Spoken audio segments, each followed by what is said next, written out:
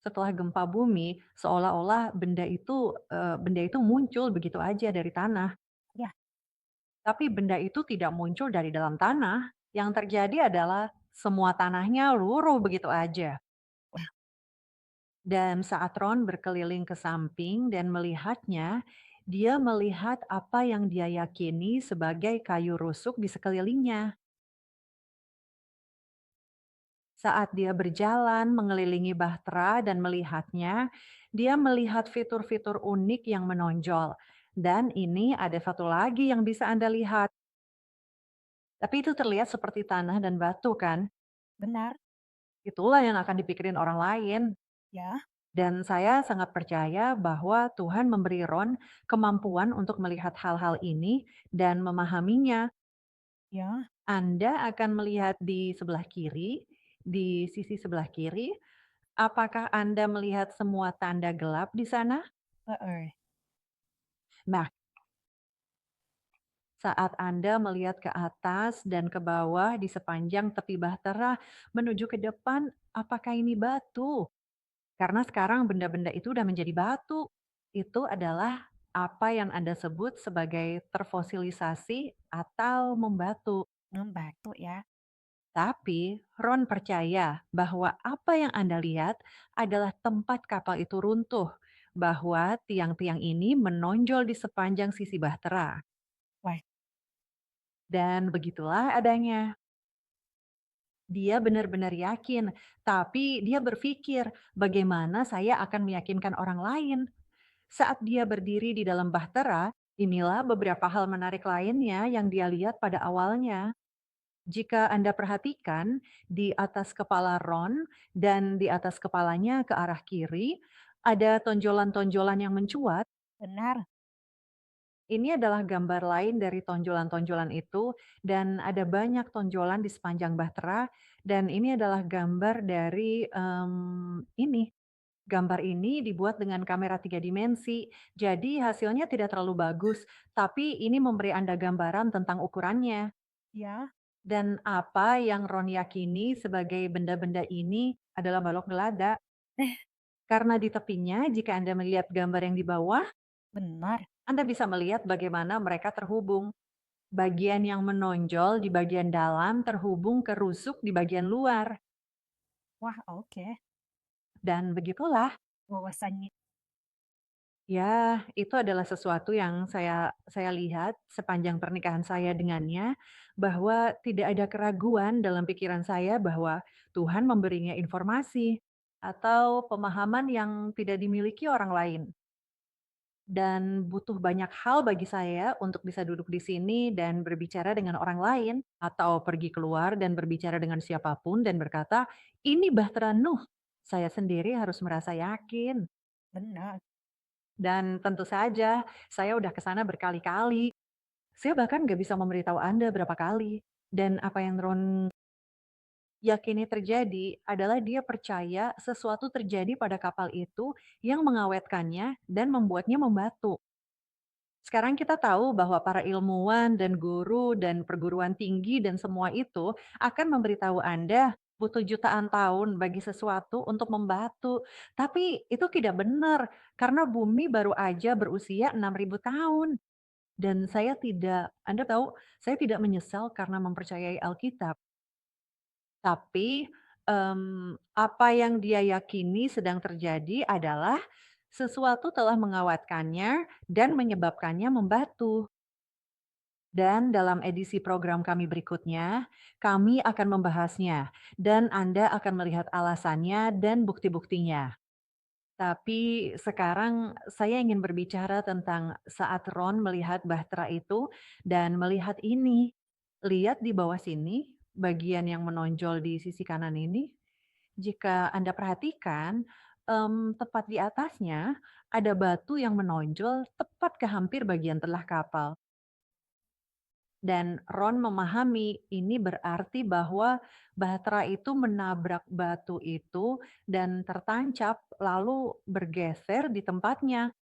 Wah, Dan ketika dia melakukannya, saat dia melakukan, ingat saat kita menunjukkan dia membuat gunung-gunung kecil itu, dan itu menunjukkan area yang terkeruk di gunung. Saat dia melihat tepat ke atas gunung, dia menemukannya, dan inilah dia menunjukkannya tepat di sana. Dan ini adalah gambar yang sebenarnya lebih baik. Itu persis seperti yang dia lihat, akan menarik bahtera ke dalamnya dan menahannya, bentuk pegunungan yang menyerupai bulan sabit. Itu luar biasa. Hanya fakta Bahwa dia, mempraktekkan itu agar tahu saat dia sampai di sana, itu luar biasa. saya tahu, Wah, saya tahu, dan hanya Tuhan yang bisa menyuruhnya melakukan itu. Dia percaya bahwa apa yang terjadi adalah dari bentuk bulan sabit di atas sana. Bahtera itu turun. Gunung itu tertancap pada singkapan batu ini dan berayun sejajar dengan aliran lava. Sekarang, apakah ada bukti untuk mendukung gagasan seperti itu? Nah, yang sangat menarik di sana adalah di atas punggung bukit, tepat di atas tempat Bahtera Nuh berada, dulunya ada sebuah prasasti besar yang dalam dua gaya penulisan petroglif dan dalam gaya penulisan aku menyatakan bahwa itulah tempat Bahtera Nuh mendarat. Ron, jelaskan kepada orang-orang apa itu prasasti. Oke, prasasti pada dasarnya adalah batu besar, datar, dan lebar, semacam lo batu. Jika Anda mau, dan di atas ini mereka, Anda tahu, mengukir ini. Prasasti-prasasti materi tertulis. Eh, Nah, yang sering terjadi di zaman kuno adalah orang-orang yang datang kemudian, orang-orang bodoh, jika Anda tidak keberatan saya mengatakannya, yang tidak menghargai nilai sejarah dari prasasti ini, mereka akan menghancurkannya dan menggunakannya untuk tujuan lain, untuk membangun sesuatu yang lain. Di Mesir, Horem mengambil hampir semua materi tentang Akhenaten yang disebut Raja Sesat dan menggunakannya di dalam bangunan-bangunannya. Dan seseorang mengambil prasasti ini, menghancurkannya, dan menjadikannya penanda perbatasan antara Turki dan Iran. Dan itu cukup membuat frustrasi, tetapi kami bisa melihat cukup banyak untuk mereproduksi bagian dari apa yang tertulis di batu-batu itu. Kami ingin mengganti batu-batu ini dengan balok semen yang akan berfungsi sebagai, Anda tahu, penanda perbatasan dan membawa batu-batu ini ke tempat penyimpanan yang aman dan menyatukannya seperti menyusun teka-teki gambar. Nah, ini adalah diambil saat perjalanan pertama saya ke Bahtrano pada tahun 80-an. Saat rambut mengembang sedang tren, Anda tahu. saya ingat itu. Tapi hari itu juga berangin, saya janji. Tidak selalu terlihat seperti itu. Tapi saya bisa memahami gambar ini dengan lebih baik. Ron membuat gambar yang ada di atas sini ketika dia sempat meluangkan waktu melihat penanda perbatasan dan menyatukan potongan-potongannya. Dan apa yang ditunjukin ini, jika Anda perhatikan di bagian atas, ada tebing di atas gunung yang menonjol agak runcing di sisi sebelah kiri. Dan di bawah, Anda bisa melihatnya sekitar sepertiga jalan, dan itu terlihat agak putih. Benar. Dan saat Anda melewati burung pertama itu, Anda akan melihat ada yang tampak seperti gunung berapi, Ya, dan itu seharusnya ada di sisi kanan foto ini. Dan kami menemukan bahwa ya ada gunung berapi di sisi lain, tapi udah mati. wah, Jadi prasasti ini dibuat, prasasti yang sangat penting ini memang dibuat ribuan tahun yang lalu. Dan prasasti ini juga menunjukkan dengan jelas keberadaan gunung berapi yang ada di sana pada masa itu. Hari ini gunung berapi itu udah nggak ada lagi, dan ada jejak seperti aliran lumpur dari atas sampai ke tempat Bahtera itu berada, dan terus ke bawah. Dan apa yang terjadi pada lava yang melapuk adalah ia terurai kembali menjadi tanah dan membentuk aliran lumpur. wah, Dan ini membuktikan bahwa pada suatu waktu Dan bentuk bahteranya, jika Anda melihat gambarnya, bentuk bahteranya Anda bisa melihat itu. Ujungnya lancip di kedua sisi, padahal sebenarnya tidak lancip di kedua sisi, pada sisa-sisanya, karena sebagian rusak. Oke, tapi itu luar biasa. Ini puncak bukit tempat kami berada. Ingat saat Ron bilang tadi, saat dia datang untuk melihat Bahtera itu, dia sebenarnya udah masuk ke Iran. Heeh. Nah ini, tempat kami berdiri saat saya mengambil foto ini, sangat dekat dengan perbatasan Iran. Dan jalan yang membentang di sepanjang sana adalah jalur sutra kuno yang dilalui dan ditulis oleh Marco Polo. Wes, Dan apa yang Ron yakini adalah bahwa ini merupakan penanda lokasi di mana Bahtera Nuh berada.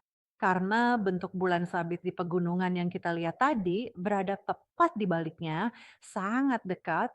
Jadi ini seperti papan iklan kuno. oh oke ya. Dan jadi, buktinya ada di mana-mana.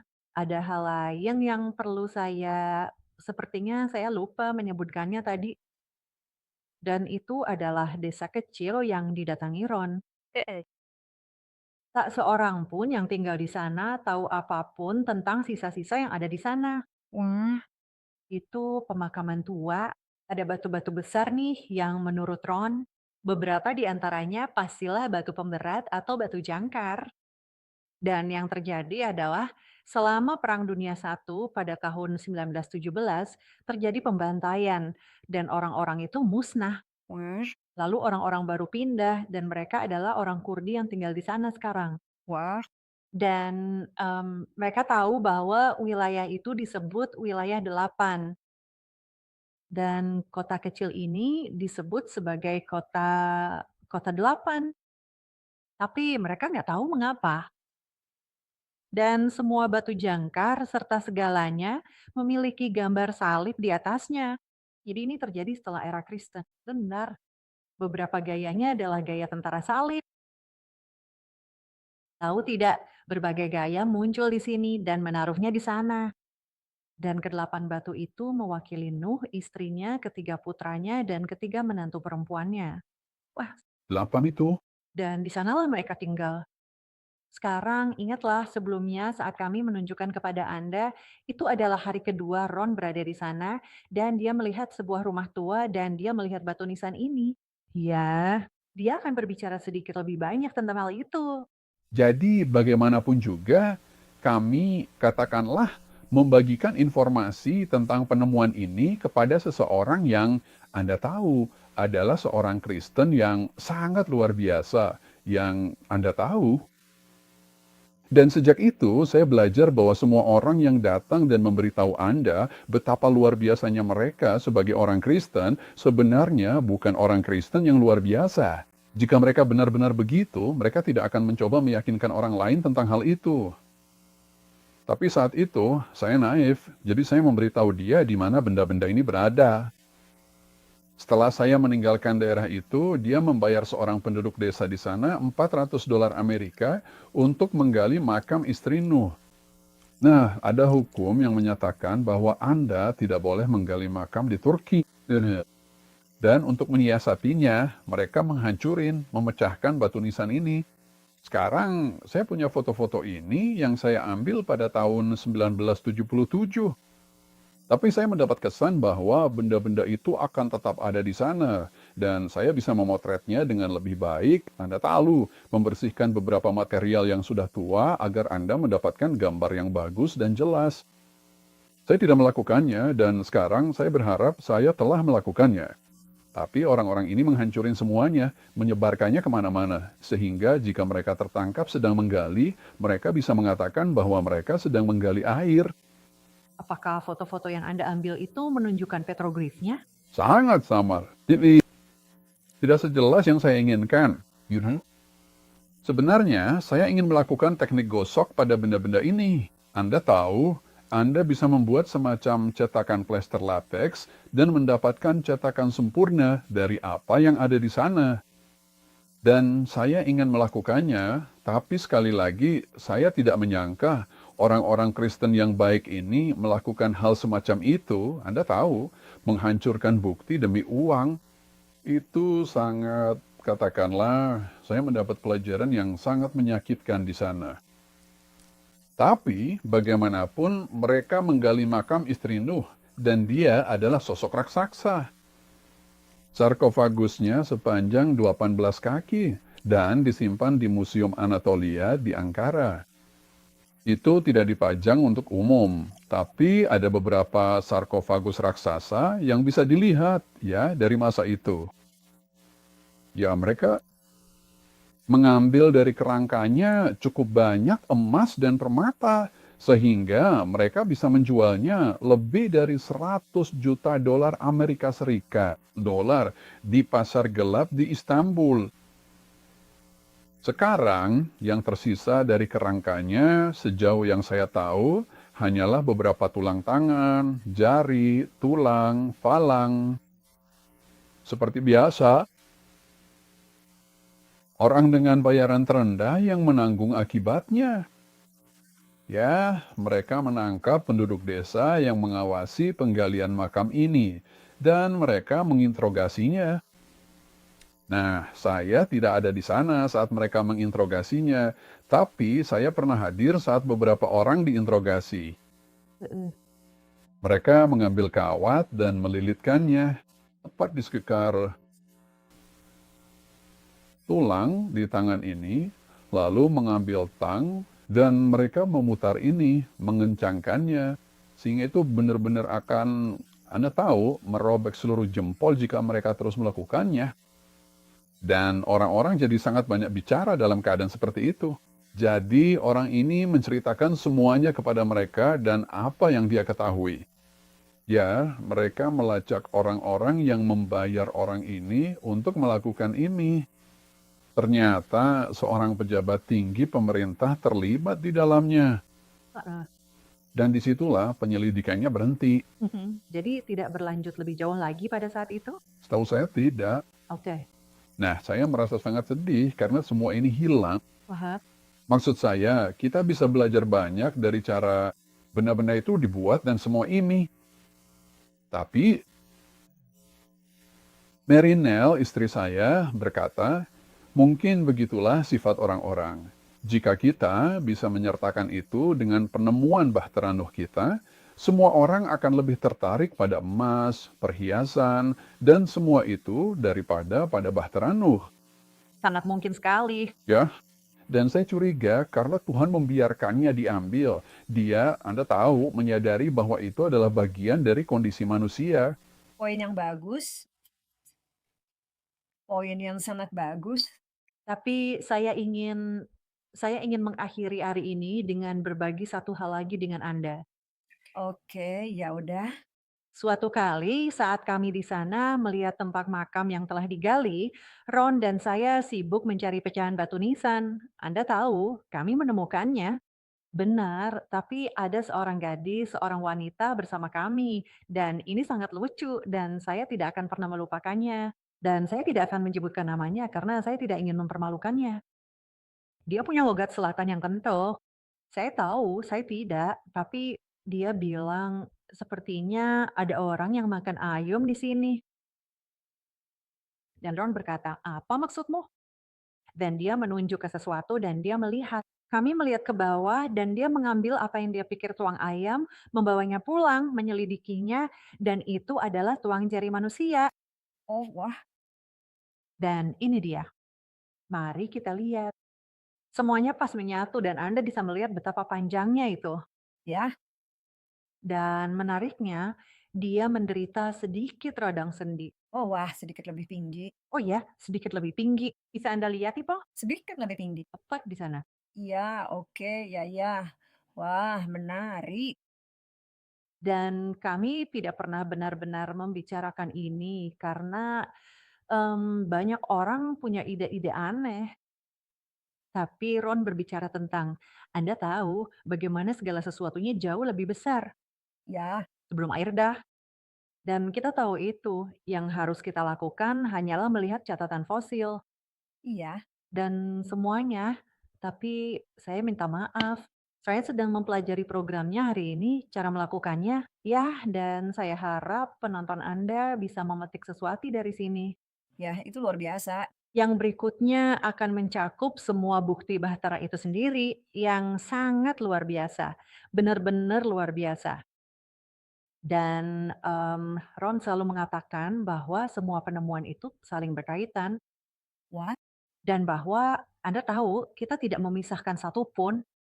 Jadi harapan saya jika penonton Anda cukup menyukai ini, kita bisa membahas sisa dari Bahtera Nuh, ya, Sodom dan Gomorra, ya, eee, penyeberangan Laut Merah, heeh, Gunung Sinai, ya, dan yang terakhir adalah Tabut Perjanjian yang benar-benar mencengangkan.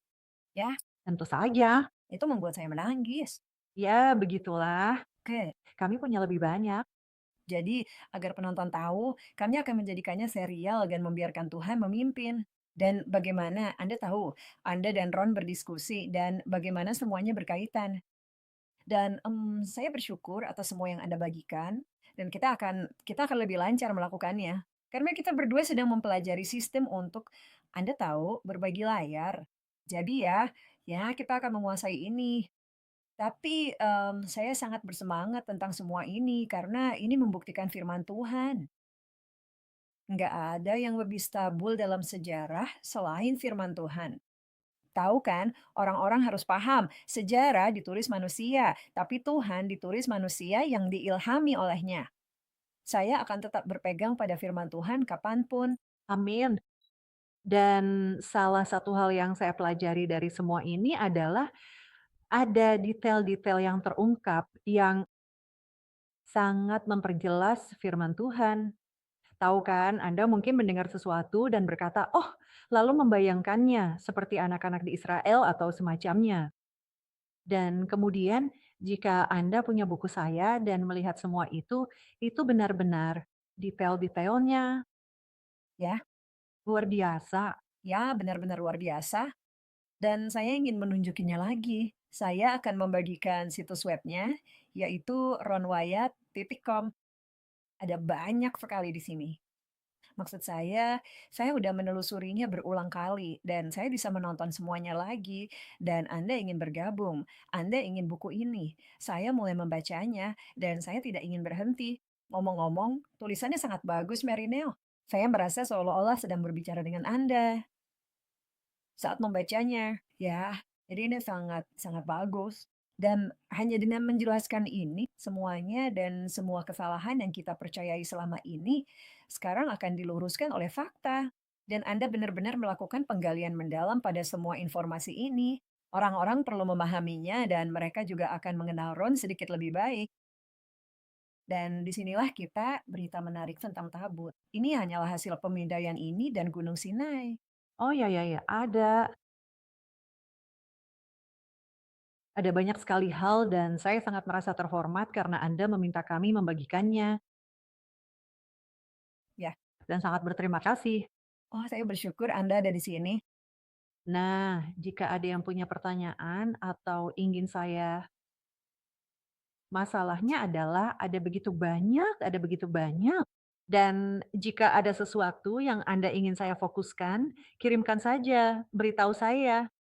Dan jika tidak, saya akan terus berjalan seperti sebelumnya.